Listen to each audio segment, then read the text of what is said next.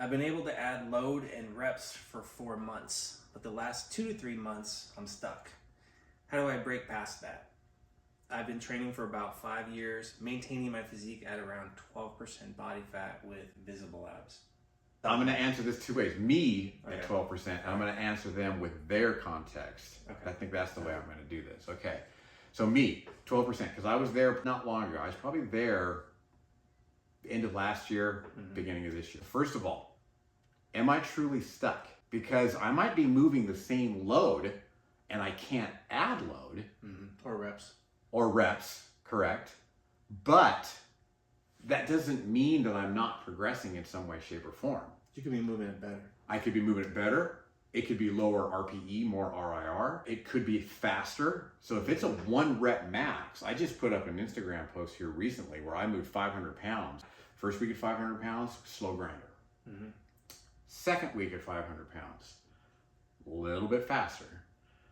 Third week at 500 pounds, a little bit faster. I could not have gotten a second rep. I don't think I could have done 505 pounds. But on paper, 500 pounds, 500 pounds, 500 pounds, 1, 1, 1, 1. Numbers. And then, identical. And then on powerlifting meet, I smoked it. It was arguably even too easy for me. So if I'm looking at paper, I'm not progressing, I'm stuck. But am I really stuck? I record my lifts. And that's I was just did going to that come on to Instagram. I was just going to come to that. A couple weeks back, I was doing tricep press down, and I think it was like 100 pounds, and I think I had like 7 reps or something like that. Recorded that the following week, same load, because I increased the load, stay there to work on that efficiency. Same load, hit the same reps, stopped at 7 purposely, recorded it, put them side by side, and watched them back. And the second week, it was literally about 2, 3, 4 seconds faster. Like I completed that work much quicker. That shows I'm stronger. They're saying 2 to 3 months there, nothing's going. If they're truly stuck. Are they not building muscle though? If you're stuck, right? Like that means you're banging your head in the wall. Like I'm not going anywhere. I can't get that 1 more rep, or I can't get 2 more pounds. But think of the intention though. Are you pulling a lot of muscle fiber into play, right? Exactly. And so you're getting a stimulus. If you happen to be well fed and you're sleeping well, is that environment good enough for hypertrophy, even though the numbers aren't moving? I think that as long as you're hitting the proximity to failure, you've got good technique, not using a whole lot of momentum, you're making those muscles move that load. I think you could be stuck for 2 or 3 months and you'd be fine. I wouldn't worry about it. How many training years you got? 30.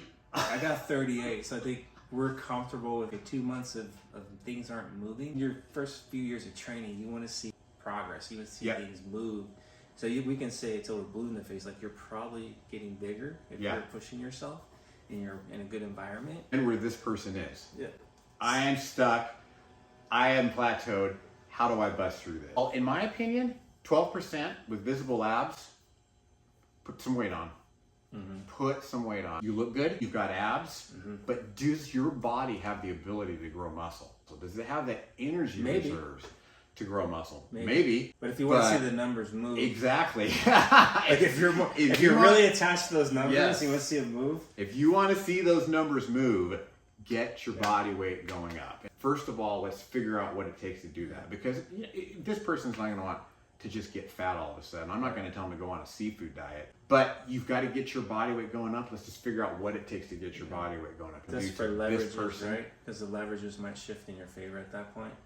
Or just being more fueled. Exactly. So, like a couple of months back, teeter-tottering whether I was going to prep or not, and I was probably about 12%, I would say, somewhere in that ballpark. And I mean, I was benching 185, and I was like a top set, right? It's like number. I'm like, this is kind of sad. People are calling me out on Instagram, like you keep preaching you got to perform well. You don't need to add a bunch of volume. I'm like, okay, he's kind of right. I'm not moving here. And my excuse is, well, I'm 52. I'm good here. But no, once I decided I wasn't going to prep, I'm like, okay, obviously food is coming in now, and I'm putting body weight on. Well, now my numbers on my chalkboard have really gone up the last 5 to 7 weeks. Now it's like my bench, still kind of sad, but it went from 185 to a more respectable 230 for reps.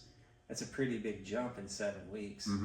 Whereas if I decided, hey, I'm just going to stick around at 12%, maybe it's 185, maybe it's 190, maybe 195, and probably just teeter around there. I agree. Like if you're maybe it's a little on the leaner side, you have a little more wiggle room to soften up just a little. Eat a little more food, because obviously you're going to eat more food to get to a higher body weight. Once you get to that higher body weight, even if you cap your calories at that point, it's still a lot more than where it was before. So you're more fueled, plus you got the leverages. I think that's a big part of my strength right now, just I can leverage things a lot better. And I'm a little more pliable, you know, even though I am in my early 50s. I can tell a little difference now that I'm a little bit heavier. I'm a little more pliable, and recovery's a bit better. And on the training front, I love your approach of getting the top set in there. That is a way that I've had many a person bust Submaximally, through a plateau. Submaximally. Yes. So taking a page out of a powerlifter's book. Exactly. Like, let's not make a top set maximal where it's generating a ton of fatigue. It's harder on my joints. Exactly. Because then your back off set, you're just tiring yourself out for those. So it's like, I've just been really submaximal with it. And yeah, things are just elevating. Whatever load you can do for 5 that you've done over and over again, do a single with it. Back it down, do your volume work. Yeah.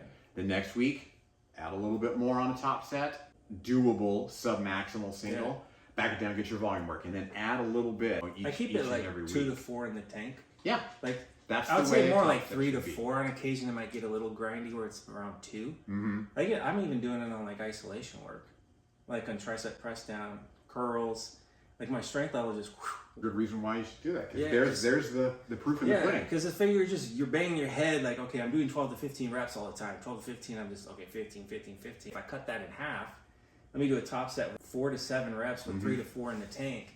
And now I'm exposing myself to a heavier load, and I'm starting to acclimate to that. And then all of a sudden, those back off sets start to feel a little bit lighter. Yeah. The top sets eventually become your back off sets, which is exciting. Of course, there's a shelf life to it, but sometimes you run this type of phase that breaks you past that plateau. Love that approach on the training front. And then outside of either training or adding body weight, this is something that I learned big time because of you guys, is make sure that all of your other stuff outside of the gym is on point.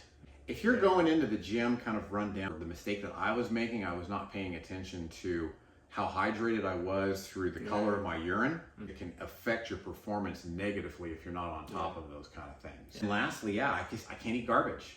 I cannot get away with eating garbage anymore. Got to have something that keeps my body fueled with good nutrition.